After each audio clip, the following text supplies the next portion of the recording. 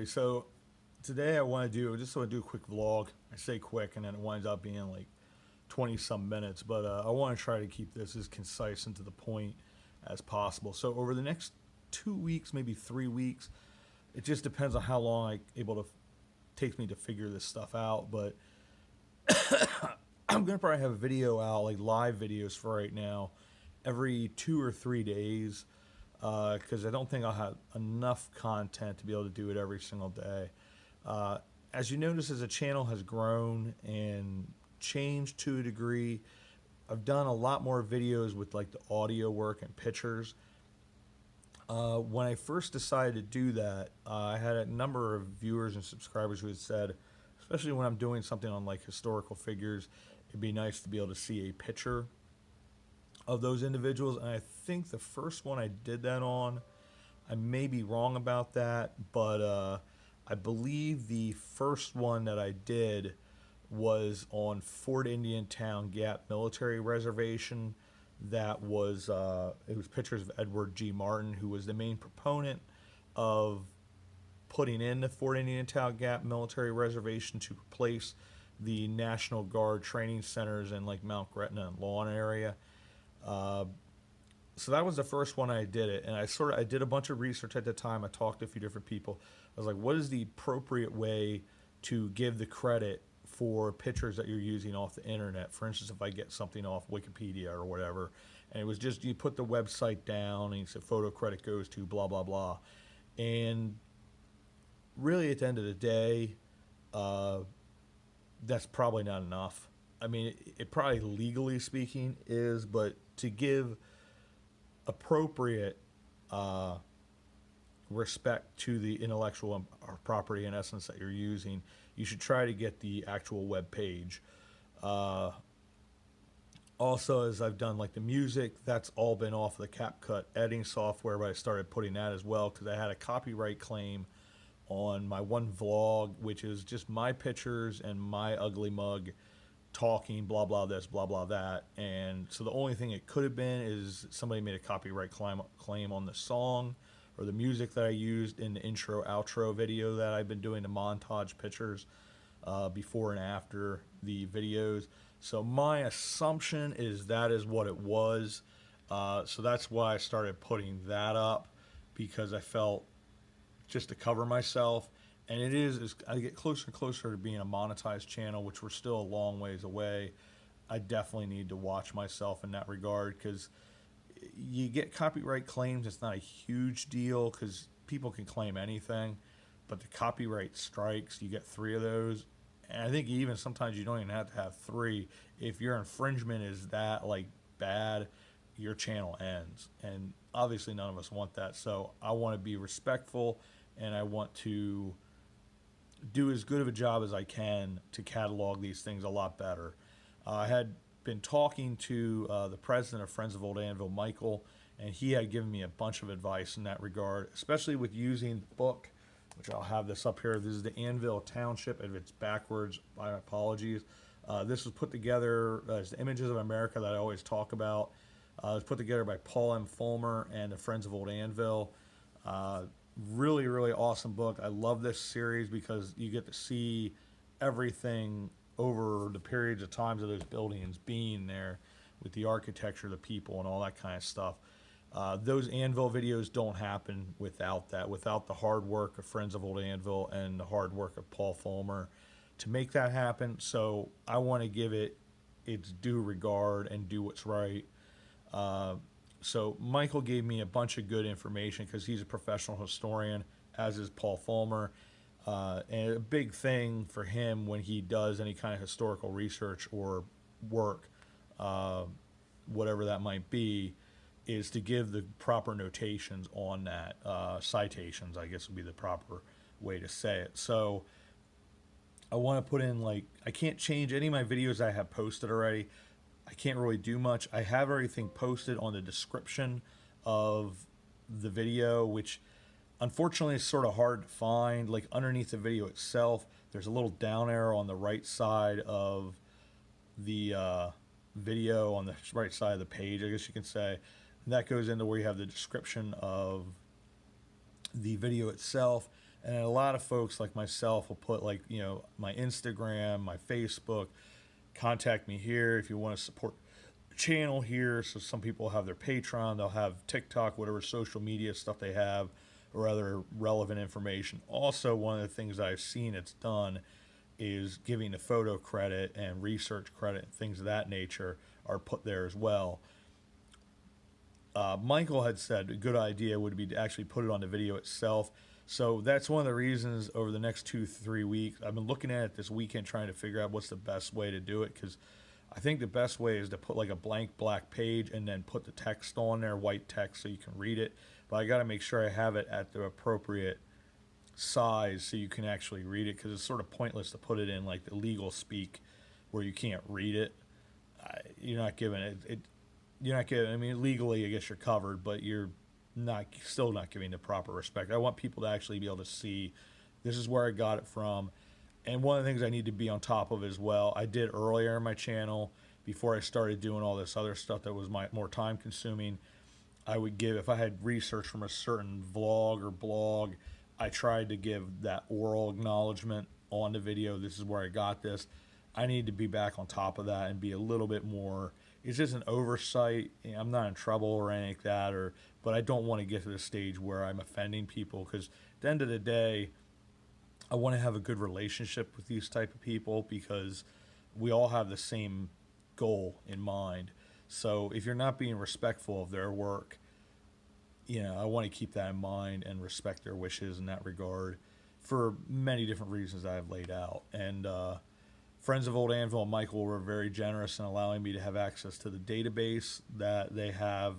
They did a digital database of all those pictures, documents, and things of that nature to preserve that for generations to come. Because, you know, let's be honest, oral history over time it gets lost. And even like you say you have a fire, all those photos are lost. If you digitize all that stuff, you're preserving it. And that's one of the things that Friends of Old Annville does.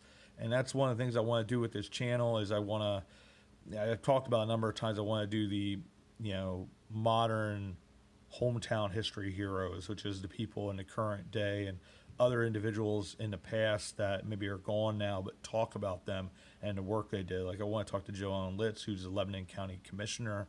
She's done so much work all over Lebanon County, but the Bordner Cabin is what she's really well known for in preserving that structure. Friends of Old Annville, everything they do. Lebanon County Historical Society, I'd like to talk to Paul Fulmer. Guy is brilliant. I think at one point he was chaplain of Lebanon Valley College. He's been on the board of Friends of Old Annville. Brilliant professional historian. Friends of Old Annville has a link on like called resources where they have videos that they've done with Lebanon Valley College students, but also videos that they put up there as well that have talk about the local history. And one of them is a talk that Paul Fulmer's doing on the Millard Mansion or Millard Den, which is on the east side of town. The Millard family was well known for being a quarrying family. There's actually a town east of Myerstown called Millardsville, which we had gone through in one of our videos. We went down to the Tulpehocken Reformed Church, which I believe is the oldest church in Lebanon County, and Millardsville is named after that family. There's a lot of quarrying in that area, and where Pennsy Supply is now, those quarries, that was owned by the Millard family, and the father had bought that to give his son a start in the quarrying business. And that's where, when we talked about the Annville, a lot of those Italian families came over from Italy from the quarries there because they could make a lot more money here in America. And they were stone workers, they were skilled laborers, and they were brought in specifically to help at those quarries. So he does a really cool talk on that, I believe, in the carriage house, which is a really neat structure as well. I want to do some photography there and at some point do a video on the Millard family as well, because it's a really unique and cool part of our history, local history here. But so that's one of those things I want to do. I want to give a special shout out here to Paul Fulmer and say a thank you. Also to Friends of Old Annville, to Michael. Those videos didn't happen without you guys and all the efforts that you make and your hard work. So thank you. And apologies as well that I didn't give on the video the credit that I probably should have. So I am sorry for that, and my apologies, but I want to correct that. And then thanks to Michael for all his advice in that regard. I want to talk a little bit about Friends of Old Annville as well. I've talked about them a lot in the past, uh, easily more than any other organization, just because the work they do is so awesome. Like, for instance, we did the America's Rail Station, started at the Annville Rail Station. That happened. That's back in the place that it should be and restored and all that because of Friends of Old Annville. Particularly, I believe Blanche Schaefer was one individual, and off the top of my head, I can't remember the other lady, but they were on that plaque. If you watch the Annville video, I go to the plaque and talk about them a little bit, but that doesn't happen without them. Creek Nature Park, that's solely, that's Friends of Old Annville. I think just a couple Saturdays ago they were remulching the paths and stuff like that, but that place exists, this beautiful park, and all the history they talk about, that Bachman's Mill plaque, the lime kilns, that's all still in existence, and there, that history lesson, that beautiful park exists because of them. Uh, they do a festival, if you will, or a fair called the Old Annville Days. They hold it on, I believe, in August. They hold it on, I believe, a Saturday. They close down the eastern side of Main Street, and that's why I had said before the town square is more viewed to be there on Lancaster Street and Main Street, where Kettering's Corner used to be. I believe now it's the Swatera Coffee Shop. If I got that wrong, I do apologize. It's a really neat shop. We'll visit there at some point when we do the final walkthrough of Annville and do like Annville today. Here are the cool places to visit. But they do that. That's a really neat event to go to. They have another thing that they do, that they have a grant program to help homeowners be able to fix the facades of the homes. And you can go all around historic district of Annville, and you'll see these little bronze plaques that are on the building that says Friends of Old Annville, and that's one of the buildings they helped to restore. And right next to Cliff's Sisters, the Butcher Block Antiques, is, I believe it was, I'm trying to think what the name of the organization was. It wasn't Patriotic Sons, Order Sons of America. It was another, I think it was the Odd Fellows. I believe it was the Odd Fellows. They own that building, and part of it, like the first floor was fire company. I think the second floor was for, I think the township, like town hall or whatever, and then the upper floor was used for their meetings of other fraternal organizations, and also for, I think, like high school graduations and things of that nature. So that's a really neat building, but that was restored, that front, because of Friends of Old Annville. Annville today exists as it is because of their efforts. And Annville will continue to flourish, and more buildings will be restored and taken care of because it's Friends of Old Annville. So it's essential to work hand in hand with organizations like that. It's also essential to make people aware that these organizations exist and the resources that they put out there to make sure that these, our heritage and legacies of our forebears still exist. So thank you to Friends of Old Annville. Thank you to Paul Fulmer. Thank you to Michael for all your efforts. It really is appreciated. And with that, I'm going to talk about a little bit. Today, I'm hoping I'm going to go visit my mom. So I'm hoping maybe to go visit the Cornwall and Lebanon Rail Station and potentially go down and do some other stuff. There's a fraternal order of Eagles. There's a cool building. I did a picture for Instagram. I'd like to do a video on that building. There's a building across the street. It's right down, all this is on like 8th Street within a 2-block radius. Really cool area. There's a building that has some kind of connections with the Masons, but it's a really cool stone architectural facade.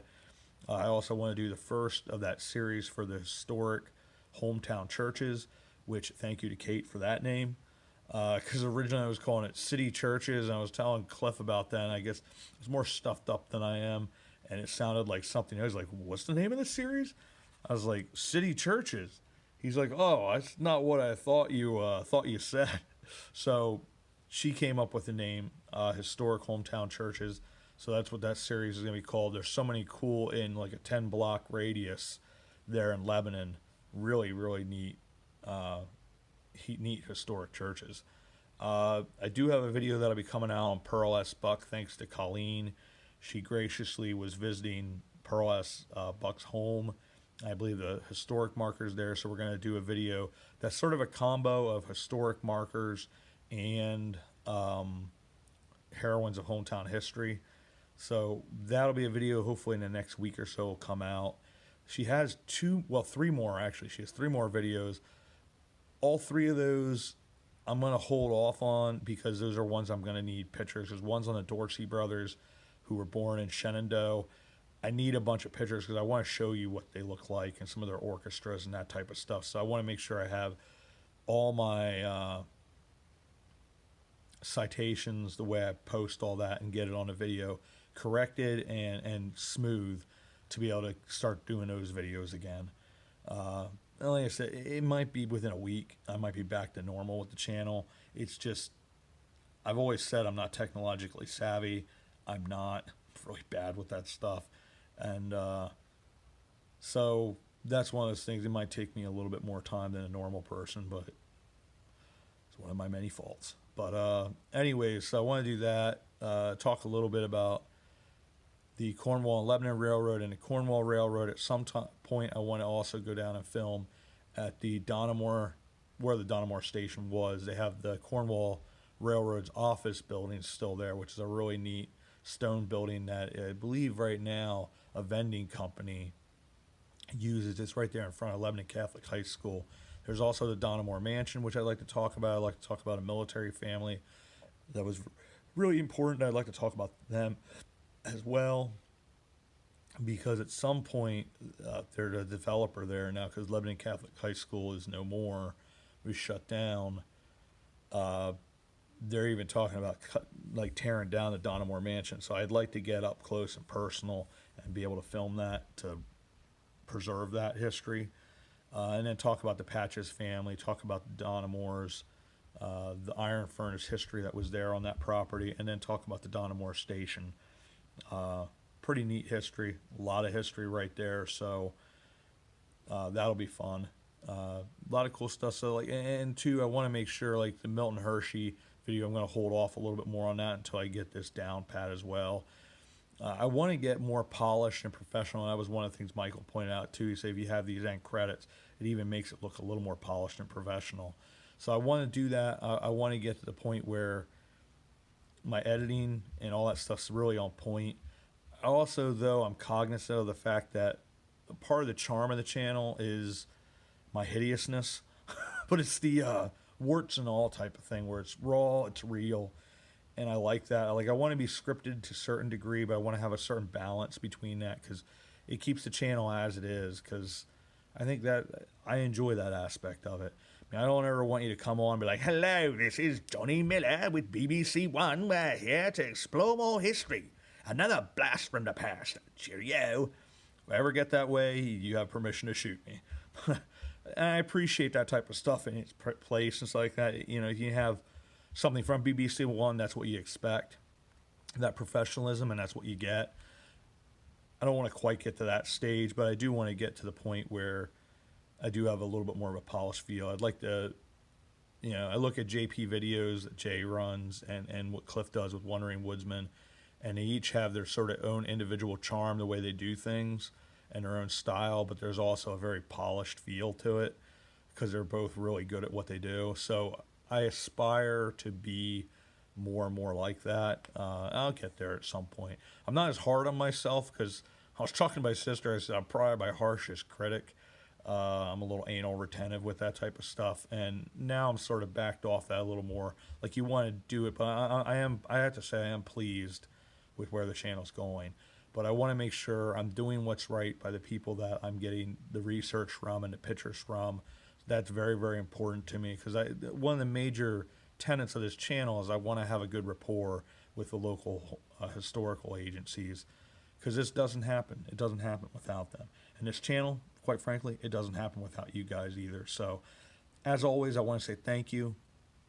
The time that you guys put into this channel, the encouragement, it all means the world to me. And it does create this community for the hometown homies, or whatever we want to call ourselves. But this has been a great great experience. And so I say thank you, and I just wanted to give that update.